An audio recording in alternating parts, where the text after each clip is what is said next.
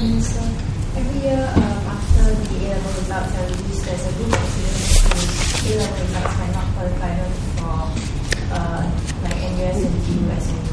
Would SIAT be an option for these students, and are there any good measures to bridge whatever disadvantages you might have from having a different start? You're talking about A-level students. Yes. I would say yes, but I need to be honest and accurate that they are a slight disadvantage. The reason why these foreign universities give advanced standing to our polytechnic graduates is because they know that our polytechnic graduates have prepared them for industry and skills which industry value, whereas JCs are structured differently.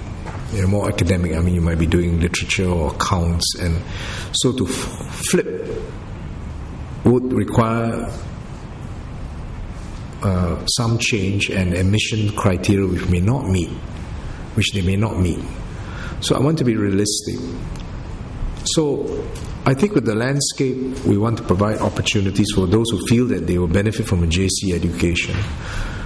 But with this, I think it offers more options to students to decide, well, what's my career path going to be like? What do I see myself doing? Am I going a more academic route, or am I going a more industry relevant route? So that you make the choice. And obviously we'll counsel them, but at the end of the day, the parents must, together with the students, must make their own choice, and we'll help them along the way. We will offer more than one chance, and sometimes that happens. So they don't make it for the 2-year program in JC; they go for a 3-year program. Some do very well, make the right choice. For others, you sometimes wonder after the fact whether they would have been better off making a different choice.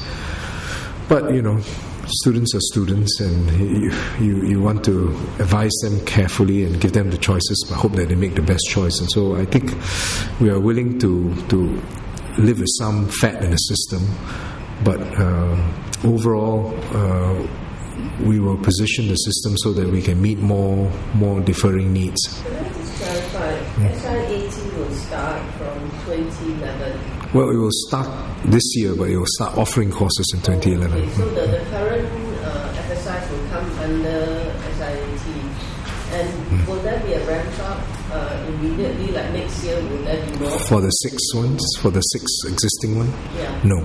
The 6 existing ones, as I said, were started under the current scheme. Right. And it was structured that way. So the terms negotiated were different. So they don't have the capacity to. So that's why we said by 2011 we'll start these new partners under SIAT. The 6 existing ones were negotiated by each polytechnic individually without this overall framework that I've talked about. So they don't have the ability to ramp up.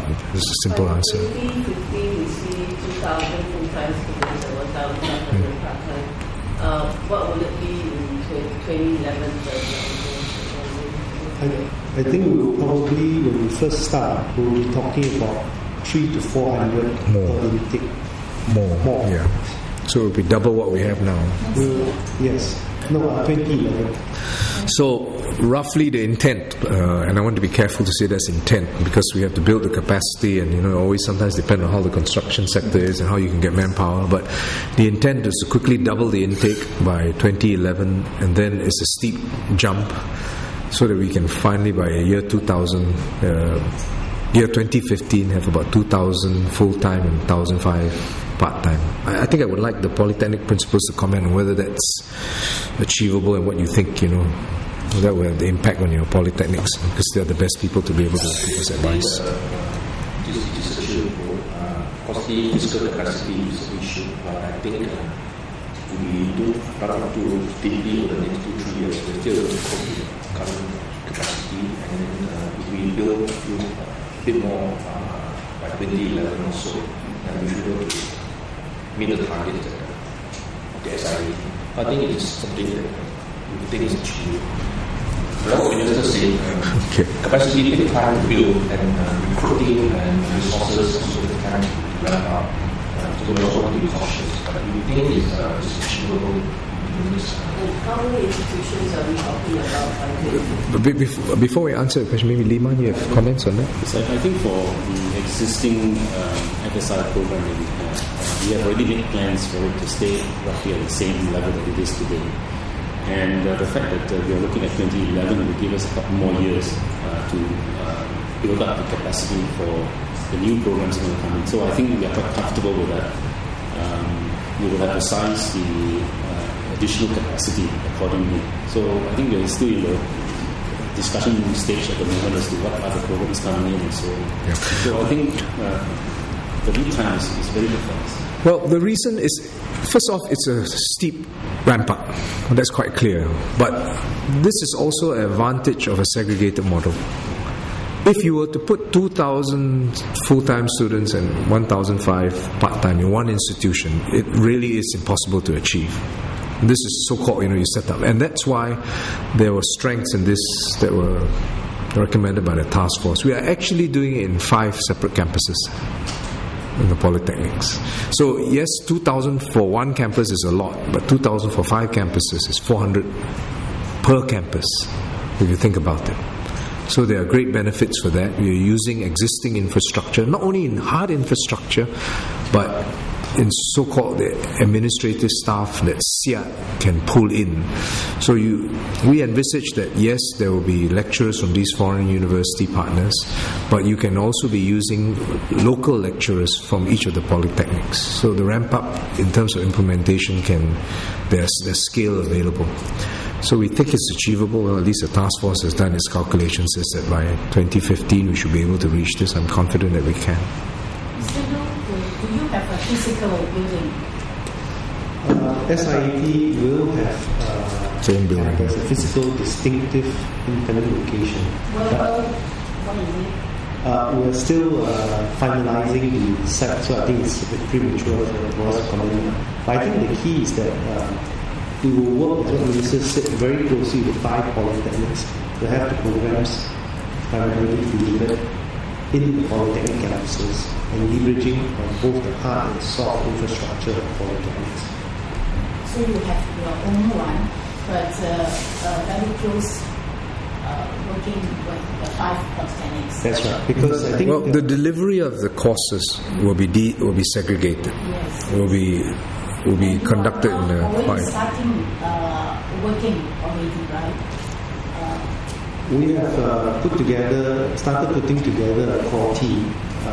So it will operate out of the physical location, but the delivery of the degree programs will be across the 5 polytechnic campuses. How many programs in total by 2015? Any idea? Well, we envisage that, coming back to your earlier question, I think by 2015 we are looking at least about 6 to 8 foreign partner universities. In terms of programs, possibly about 8 to 10. But as negotiations are ongoing, I think it will be premature for me to go into specific details. The numbers count, Senator, but also it's the type of programs. Because if I say engineering, what do I mean? If I say optometry, it's a program, but it only caters to 30 students. But if I say engineering, you're talking about a pool suddenly that expands to 1,000. So I think more importantly, the disciplines in engineering, science, IT, which are the main disciplines that polytechnic graduates have, is the key point. I want to ask you about the intake for the 4th university. You mentioned 4,000 undergraduate enrollment. That seems much smaller than the original figure that was given out, which was something like 2,500 intake Yes. a year. So are you all scaling it down? When the committee CEUS, the committee which they proposed first that there will be a tie-up with American university, a top US university. So the positioning was that it was supposed to be a high-quality university. So I would say in discussions with our partners, it was a clear insight that there would have to be some trade-off between quality and quantity. In other words, if you want to benefit from this program, you can't realistically admit students of varying caliber, and some will have to struggle with the courses. So yes, we made where the recommendations were, the sizing was estimates, but the more important point was a tie-up with a top US university.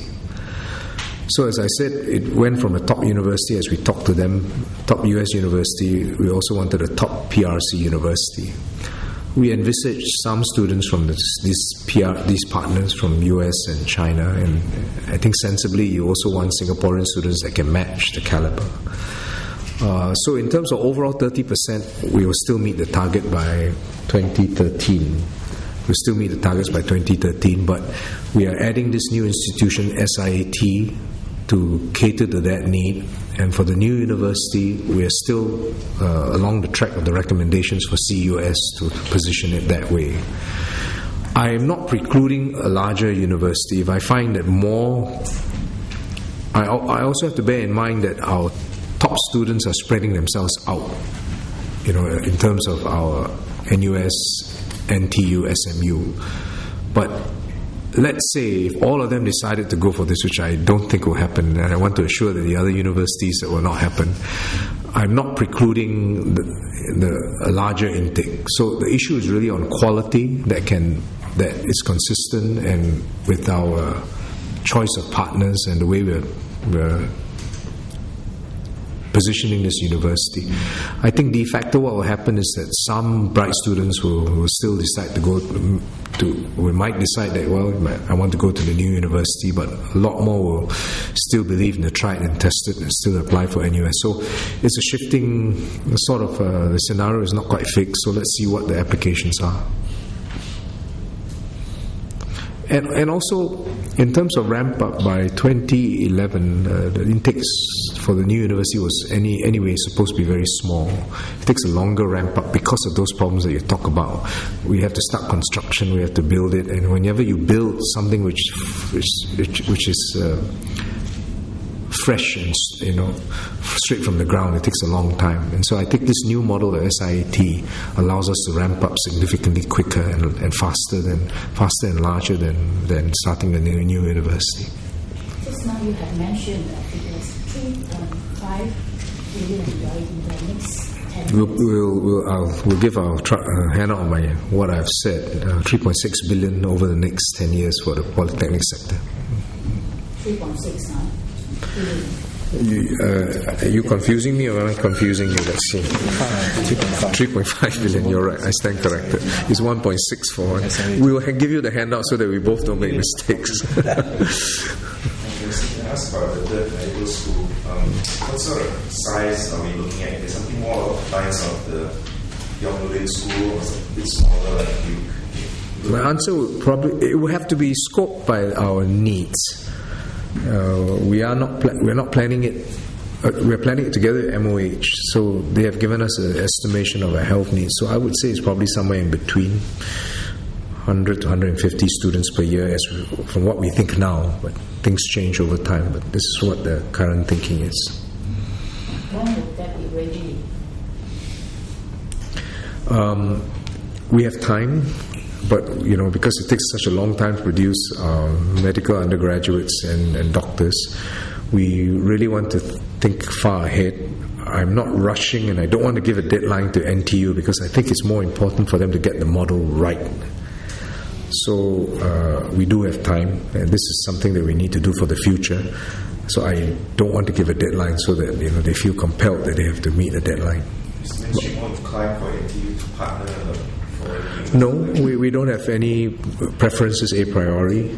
We think that their proposal will stand on its own. If it's a credible proposal, if they think they can do it alone, I'm willing to accept it. But it has to convince us that they factored in all the considerations that I talked about. What is the proposal that you expected to be submitted? I want to give them time. And on a scale of things that Singapore does things, they should take their time. But I presume most of them will take 6 months to a year to give me a proposal. This diversity that you're creating in the higher education landscape, are you hoping that will produce different types of graduates who end up being different kind of workers that the industry will? Yes, that's exactly it. I think implicit is our philosophy. We know what we broadly need for the economy, but sometimes it's very difficult to decide for the individual where he's best placed. And then we also know what we don't know. Certain sectors that surprise us. And then we find, a law undergraduate suddenly starts a bakery, and does well. Or somebody from business, becomes a very good teacher.